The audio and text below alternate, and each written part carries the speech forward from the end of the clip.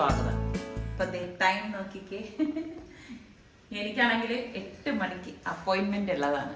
അപ്പം അതിനു മുൻപ് പെട്ടെന്നൊരു ബ്രേക്ക്ഫാസ്റ്റ് തയ്യാറാക്കണം. കാരണം ഞാൻ എന്തെങ്കിലും ഒന്ന് കഴിച്ചിട്ടാണ് പോകുന്നത്. പിന്നെ നിസ്സാർക്കാർക്കും കഴിക്കാൻ കൊടുക്കണമല്ലോ. ഞാൻ 2 മണിക്കൂർ കഴിഞ്ഞേ വരത്തുള്ളൂ. അപ്പോൾ എല്ലാവർക്കും ഉണ്ടാക്കിയെടുക്കാൻ പറ്റുന്ന, പെട്ടെന്ന് തയ്യാറാക്കിയെടുക്കാൻ പറ്റുന്ന ഒരു അടിപൊളി റോളാണ് ഇന്ന് ഞാൻ റെഡിയാക്കുന്നത്. അപ്പം മാക്സിമം എനിക്ക് പെട്ടെന്ന് റെഡിയാക്കാൻ പറ്റും. ഇപ്പോൾ സ്ലോ ആയിട്ടുള്ളവരാണെങ്കിൽ മാക്സിമം ഒരു 10-12 മിനിറ്റ് മാത്രമേ ഇത് ഉണ്ടാക്കാനായിട്ട് എടുക്കത്തുള്ളൂ കേട്ടോ. അപ്പൊ എന്തായാലും നമുക്ക് അതെ. അപ്പൊ നിസാറിക്ക പറഞ്ഞേ ഇവിടെ ഒരു സംഭവം ഉണ്ടാകും, ഞാൻ കട്ട് ചെയ്യുമ്പോ കാണിച്ചു തരാം. അപ്പൊ അത് വെച്ചിട്ട് നിസാറിക്കാക്ക് ഒരു ജ്യൂസ് വേണമെന്ന് പറഞ്ഞു. ഇന്നലെ എൻ്റെ അടുത്ത് പറഞ്ഞതാണ് കേട്ടോ. അപ്പൊ ഞാൻ ഇന്നലെ വന്ന ക്ഷീണത്തില് അങ്ങനെ കയറി കിടക്കായിരുന്നു. അപ്പൊ എന്തായാലും എൻ്റെ രോഗത്തിന്റെ അപ്ഡേറ്റ് ഞാൻ അറിയിക്കാം. ഇപ്പൊ കുറച്ചൊക്കെ ഭേദമുണ്ട്, പൂർണ്ണമായിട്ടില്ല. കൈ പൊക്ക എന്നാലും സ്ട്രെയിറ്റ് ആണ്. ഈ ഭാഗം സ്ട്രെയിറ്റ് വരണം, അതുപോലെ തന്നെ ബാക്കിലേക്ക് കൈ വരണം. അപ്പൊ അത് കുറച്ചേ ആയിട്ടുള്ളൂ, പൂർണ്ണമായിട്ട് വന്നിട്ടില്ല. അപ്പം അതൊക്കെ ഞാൻ വഴിയെ കാണിക്കാം. കാര്യം ഇപ്പൊ ധൃതിയിൽ നിൽക്കണമെന്ന് വെച്ചാൽ ഇനിയിപ്പോ പോയിട്ട് വേണം ഇത് ഉണ്ടാക്കാനുള്ള. അപ്പൊ നമുക്ക് പോയിട്ട് ഉണ്ടാക്കാം. ഞാൻ ഈ റോൾ ഉണ്ടാക്കാൻ വേണ്ടി വന്നപ്പോഴാണ് ഗോതമ്പ് മാവ് തീർന്നിരിക്കുകയായിരുന്നു കേട്ടോ. അപ്പൊ ഞാൻ ആ പാക്കറ്റ് പൊട്ടിച്ച് വെച്ചിട്ടില്ലായിരുന്നു. അപ്പൊ ഞങ്ങൾ എല്ലാവരും ഉള്ളപ്പോഴാണെങ്കിൽ ഞാൻ 5 കിലോയുടെ മാവ് വാങ്ങിക്കുകയാണ് ചെയ്യുന്നത്. ഇപ്പൊ പിന്നെ ഞങ്ങൾ രണ്ടുപേരും മാത്രമായപ്പോൾ ഞാൻ 2 കിലോ മാവേ വാങ്ങിക്കത്തുള്ളൂ. കൂടുതലൊക്കെ വാങ്ങിച്ചു വെച്ച് കഴിഞ്ഞാലും അത് ചീത്തായിപ്പോവും. അപ്പൊ അതിനേക്കാളും നമുക്ക് ആവശ്യത്തിനുള്ളത് വാങ്ങിക്കുന്നതാണ് എപ്പോഴും നല്ലത് കേട്ടോ. അപ്പൊ ഞാൻ മാവ് ഇതുപോലെയുള്ള ഒരു പോട്ടിലാണ് തട്ടി വെക്കുന്നത്. അപ്പം നമുക്ക് ഇതിലേക്ക് 1 കപ്പ് മാവാണ് വേണ്ടത്. ഇപ്പം 1/2 കപ്പിൻ്റെ മെഷറിംഗ് കപ്പാണ് കേട്ടോ. അങ്ങനെ ഞാൻ 1 കപ്പ് ഗോതമ്പ് മാവും 1 ടീസ്പൂൺ അയമോദകവും 1 ടീസ്പൂൺ ചില്ലി ഫ്ലേക്സും 1 ടീസ്പൂൺ നെയ്യും പിന്നെ പാകത്തിനുള്ള ഉപ്പും കൂടി ഇട്ട് കൊടുക്കണം. എന്നിട്ട് നമുക്ക് ഇതെല്ലാം കൂട്ടിയിട്ട് കൈകൊണ്ടൊന്ന് മിക്സ് ചെയ്ത് കൊടുക്കാം. ഇതുപോലെ മിക്സ് ചെയ്ത ശേഷം നമുക്കിതിലേക്ക് കുറേശ്ശെ വെള്ളം ഒഴിച്ചൊന്ന് കുഴച്ചെടുക്കണം. പച്ചവെള്ളമാണ് എടുക്കുന്നത് കേട്ടോ. പച്ചവെള്ളത്തിൽ തന്നെയാണ് നമ്മളിത് കുഴച്ചെടുക്കുന്നത്. ഇപ്പം നിങ്ങൾക്ക് ഒരുപാട് ടൈമൊക്കെ ഉള്ളവരാണെങ്കിൽ നമുക്ക് കുഴച്ചിട്ട് റെസ്റ്റ് ചെയ്യാൻ ഒരു അരമണിക്കൂറെങ്കിലും മാറ്റി വെക്കാം. ഇപ്പം ഞാൻ അധിക നേരം ഇത് റെസ്റ്റ് ചെയ്യാനായിട്ട് വയ്ക്കത്തില്ല, കാരണം എനിക്ക് ടൈമില്ല. അപ്പം ഇതുപോലെ നല്ലതുപോലെ ഒന്ന് കുഴച്ചെടുക്കണം. അപ്പം ഇത് കറക്റ്റ് ഒരു 2 റോള് ചപ്പാത്തിക്കുള്ള മെഷർമെന്റ് ആണ് ഞാൻ ഈ പറഞ്ഞത് കേട്ടോ. അപ്പം അത് ഞാൻ റെസ്റ്റ് ചെയ്യാനായിട്ട് മാറ്റി വെക്കുന്ന നേരം കൊണ്ട് ഫില്ലിങ് റെഡിയാക്കാം. അപ്പം ഞാൻ ഈ ബീഫൊക്കെ റെഡിയാക്കി, അതായത് വേവിച്ച് കുക്കറിലിട്ട് വേവിച്ച് ഉപ്പ്, കുരുമുളക്, മഞ്ഞപ്പൊടിയൊക്കെ ഇട്ട് വേവിച്ചിട്ട് തണുത്ത ശേഷം ഇതുപോലെ സിപ്ലോ കവറിലാക്കി ഫ്രീസറിൽ സൂക്ഷിക്കാറുണ്ട്. അപ്പം അതിൽ നിന്ന് കുറച്ചെടുത്തിട്ടുണ്ട്. അപ്പം അതൊന്ന് മൈക്രോവേവിൽ വെച്ചൊന്ന് ചൂടാക്കിയെടുത്ത്. അപ്പം അത് നിസാറിക്കാക്ക് വേണ്ടിയിട്ടാണ് കേട്ടോ. പിന്നെ നമുക്ക് വേണ്ടത് ക്യാരറ്റാണ്. അപ്പം ക്യാരറ്റ് ഒന്ന് പീൽ ചെയ്തെടുക്കണം. ഇപ്പം എൻ്റെ കയ്യിൽ ഈ ഒരു പീലർ ഉള്ളത് കൊണ്ട് എളുപ്പത്തിൽ എനിക്കിത് പീൽ ചെയ്തെടുക്കാൻ പറ്റും. അല്ലെങ്കിൽ ഗ്രേറ്റർ ഉണ്ടെങ്കിൽ ഗ്രേറ്റ് ചെയ്തെടുത്താലും മതി കേട്ടോ. പിന്നെ അതുപോലെ തന്നെ വേണ്ടത് ക്യാബേജ് ആണ്. എല്ലാം കുറച്ച് മതി, ഒരുപാടൊന്നും വേണ്ട കേട്ടോ. നമുക്ക് എന്താണോ വേണ്ട അതിനനുസരിച്ച് എടുത്താൽ മതി. പിന്നെ ഞാനൊരു ടൊമാറ്റോ കട്ട് ചെയ്തെടുത്തിട്ടുണ്ട്. പകുതി ക്യാപ്സിക്കം ഇതുപോലെ കട്ട് ചെയ്തെടുത്തു. പിന്നെ ഒലിവ്സ് ഉണ്ടെങ്കിൽ അതെടുക്കണേ. അതെടുക്കുമ്പോൾ നല്ല ടേസ്റ്റ് ആണ് കേട്ടോ. ഞാനിവിടെ മയണൈസ്, ഇത് വെജ് മയണൈസാണ് ഞാൻ എടുത്തിരിക്കുന്നത്.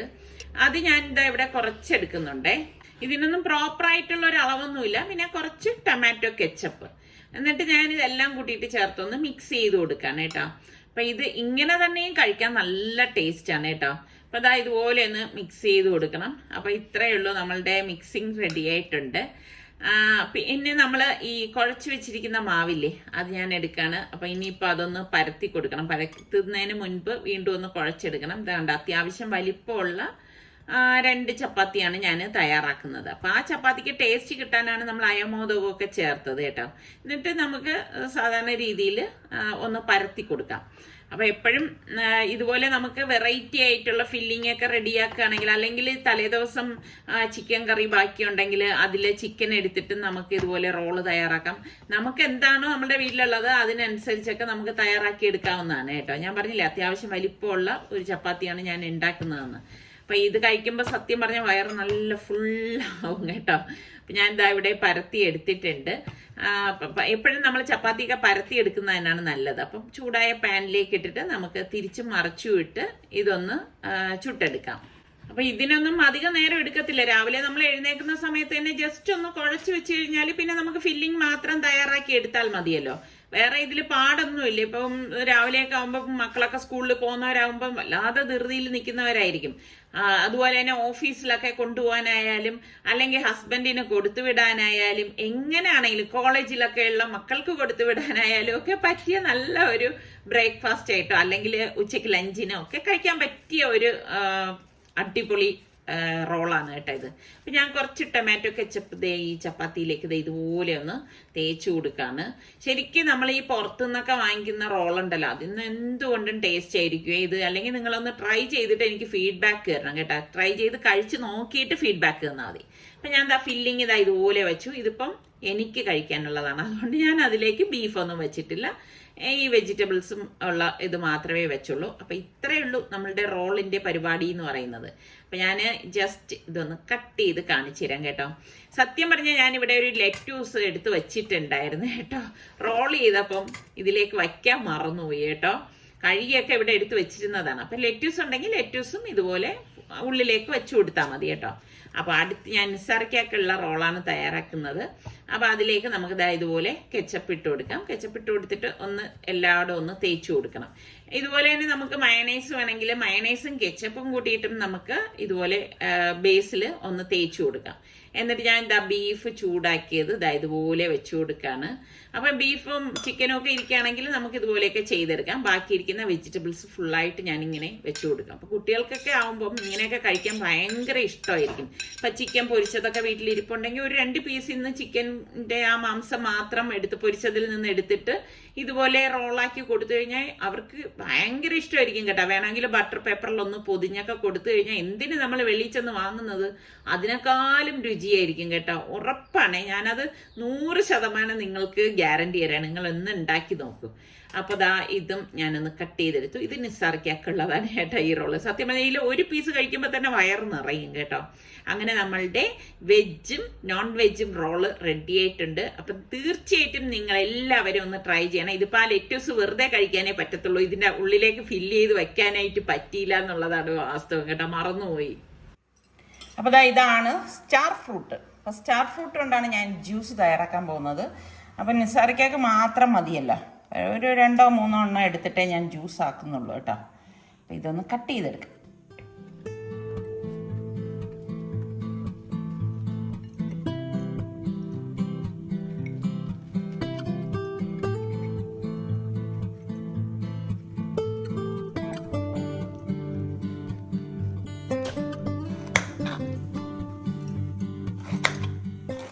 ഇതൊരു ഭംഗിയാണല്ലേ, സ്റ്റാർ പോലെ ഇരിക്കും.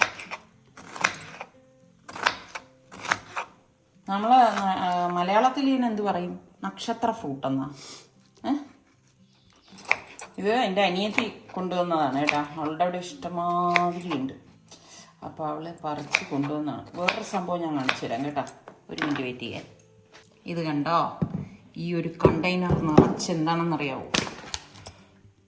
കണ്ടോ, പാഷൻ ഫ്രൂട്ടാണ്.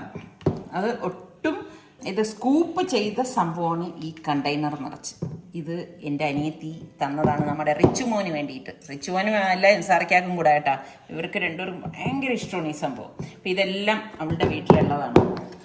ഞാനിതിനെ എടുത്ത് ഫ്രീസറിലങ്ങ് വെക്കും. ഇത് അവൾ സ്കൂപ്പ് ചെയ്ത് തന്നുകൊണ്ട് എനിക്ക് എളുപ്പമുണ്ട്. കണ്ടോ, എത്ര പാഷൻ ഫ്രൂട്ട് ചേർന്നാലാണ് ഇതുപോലൊരു കണ്ടെയ്നർ കിട്ടുന്നത്. നമുക്ക് കട്ട് ചെയ്തത് ജാറിലേക്ക് ഇട്ട് കൊടുക്കാം. എത്ര പേർക്ക് പാഷൻ ഫ്രൂട്ട് ഇഷ്ടമുള്ളവരുണ്ട്? ഹണിയാണേ ഒഴിക്കണത്. പാഷൻ ഫ്രൂട്ട് അല്ലല്ലോ. അല്ല സോറി, സ്റ്റാർ ഫ്രൂട്ട്. കുറച്ച് വെള്ളം ഒഴിക്കാം.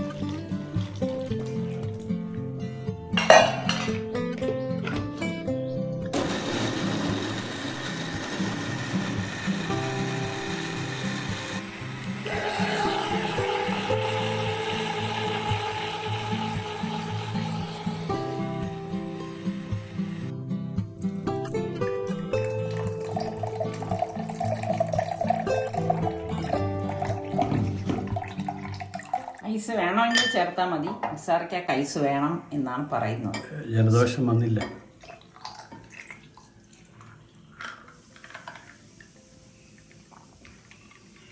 ഞാൻ ഏതായാലും കുടിക്കുന്നില്ല, പുളിയായതുകൊണ്ടേ. പക്ഷെ എനിക്ക് കണ്ടിട്ട് കൊതി വരുന്നുണ്ട്. എത്ര പേർക്ക് കൊതി വരുന്നുണ്ട് പറഞ്ഞേ? സമി വേണോ? കൊതിപ്പിക്കുന്ന സമയേ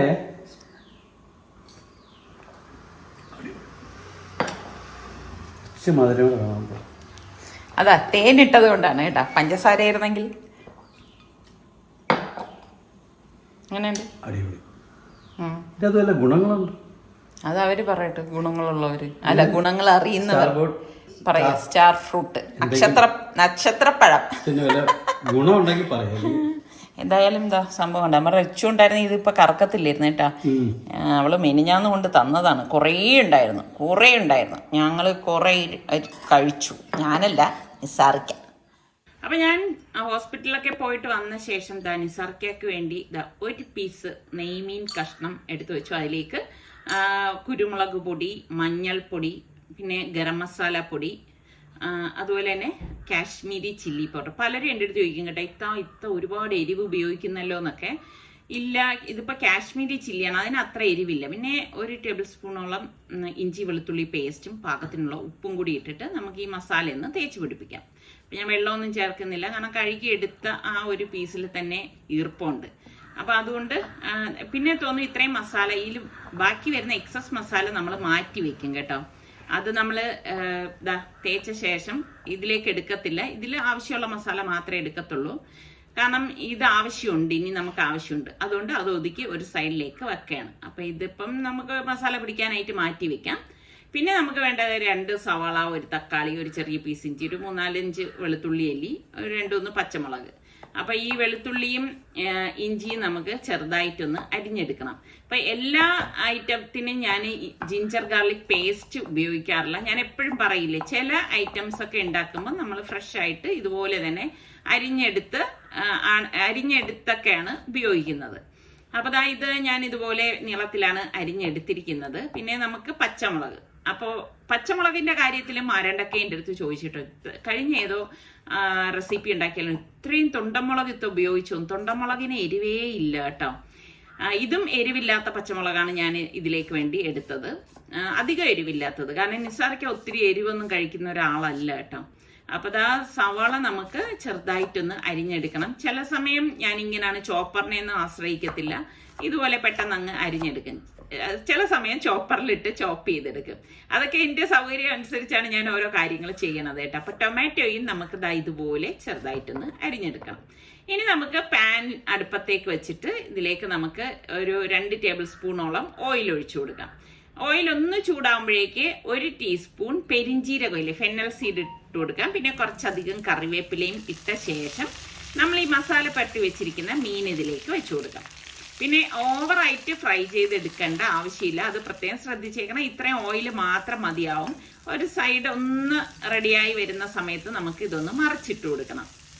കാരണം ഓവറായിട്ട് ഫ്രൈ ആക്കി കഴിഞ്ഞാൽ ഇത് മസാലയാക്കി റെഡിയാക്കുമ്പോൾ അത്ര ടേസ്റ്റ് ഉണ്ടാവത്തില്ല. അപ്പൊ ഇതുപോലെ ഒന്ന് അത്യാവശ്യം ചൂടെന്നാ കിട്ടാൻ വേണം. അപ്പൊ വീണ്ടും നമുക്ക് ഇതൊന്ന് മറിച്ചിട്ട് കൊടുക്കാം. ഇങ്ങനെ തിരിച്ച് മറിച്ചു വിട്ട് നമുക്ക് ഇതൊന്ന് ഫ്രൈ ചെയ്തെടുക്കണം. ഷാലോ ഫ്രൈ ചെയ്തെടുക്കുകയാണ് ചെയ്യണത്. അപ്പൊ നമ്മളുടെ ഫിഷ് ഇവിടെ ഫ്രൈ ആയിട്ടുണ്ട്. അപ്പൊ ഇത്രയേ ഉള്ളൂ. അപ്പൊ നമുക്ക് ഇതിനി ഒരു പ്ലേറ്റിലേക്ക് മാറ്റാം.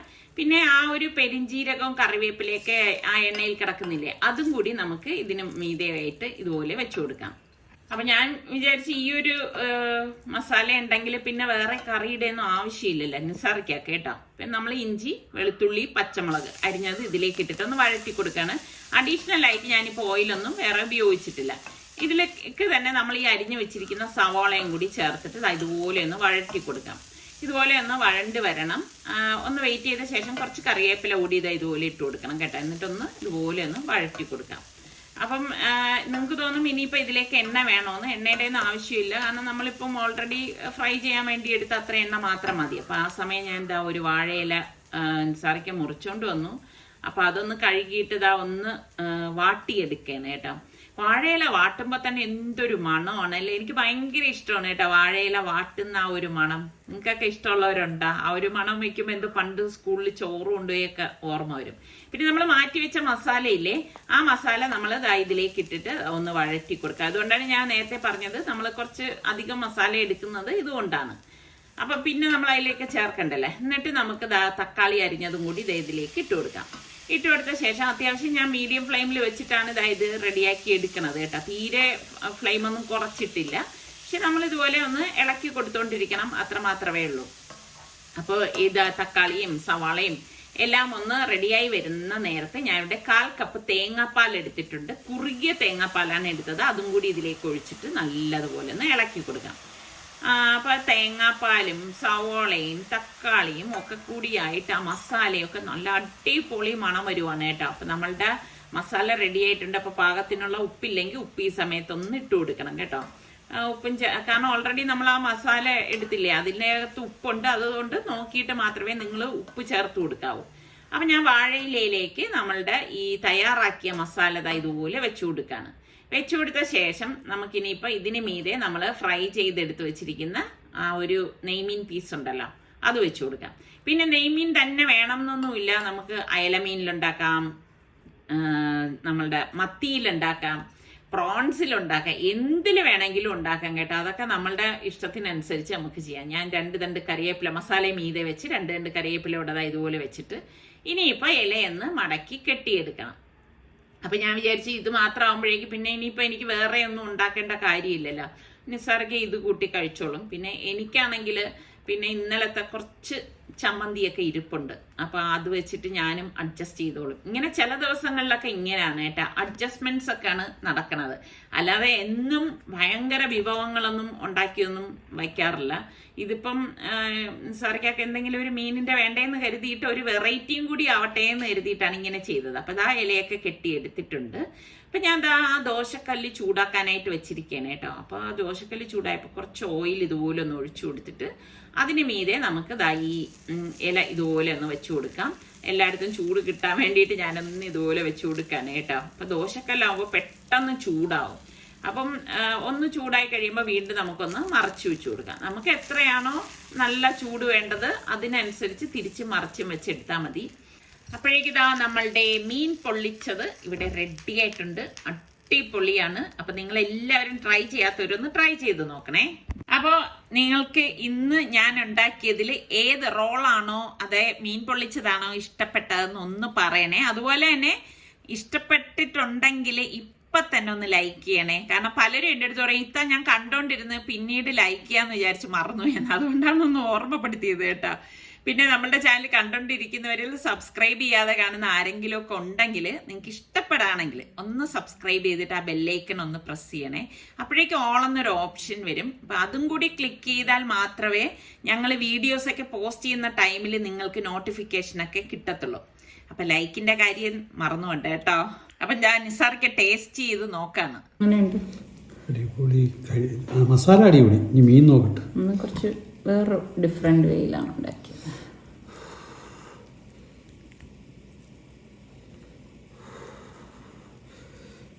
അത് മസാലയുടെ ചേർത്ത് വേണം കഴിക്കാം. ഇതൊരു ചൂട്.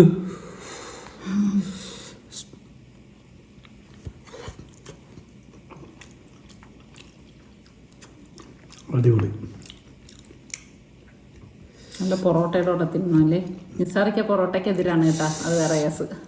ചപ്പാത്തി ഗോതമ്പ് പുട്ടിൻ്റെ കൂടെ ചപ്പാത്തി. നിങ്ങൾക്ക് ഇതുപോലെ മീൻ വാഴയിലയിൽ പൊള്ളിച്ചത്, അതായത് മസാലയാക്കി പൊള്ളിച്ചത് ഏത് രീതിയിൽ കഴിക്കാനാണ് ഇഷ്ടം, ഏതിൻ്റെ കൂടെ കഴിക്കാനാണ് ഇഷ്ടം? എൻ്റെ അടുത്ത് ചോദിക്കുകയാണെങ്കിൽ നല്ല അരിപ്പുട്ടിൻ്റെ കൂടെ, തേങ്ങയൊക്കെ ഇട്ട അരിപ്പുട്ടിൻ്റെ കൂടെ എനിക്ക് പാവം കിട്ടും. എനിക്ക് അങ്ങനെ ഒന്നും ഇല്ല കേട്ടോ. എനിക്ക് ഉണ്ടാക്കുന്നവർക്ക് അല്ല കഴിക്കുന്നവർക്ക് ഉണ്ടാക്കി കൊടുക്കാനാണ് ഇഷ്ടം. പക്ഷെ ഇൻസാറിക്ക് എൻ്റെ അടുത്ത് പറഞ്ഞത് എനിക്ക് വേണ്ടി ഇൻസാറിക്കാക്ക് വേണ്ടി ഒന്നും ഉണ്ടാക്കണ്ട, ഒരു മുട്ട വല്ലതും പൊരിച്ചു കൊടുത്താലും മതി. വേറെ കാര്യം, അങ്ങനെ പറയണത് കൊണ്ട് തന്നെ ഉള്ള ഒരാളായതുകൊണ്ട് എനിക്ക് ഉണ്ടാക്കാതിരിക്കാനുള്ള മനസ്സില്ല. അതേസമയം നിർബന്ധമായിട്ട് നീ എനിക്കിത് ഉണ്ടാക്കി തരണം, ഉണ്ടാക്കി തന്നേ പറ്റുള്ളൂ എന്ന് പറഞ്ഞെങ്കിൽ ചിലപ്പോൾ ഞാൻ അടവെടുത്തേനെ.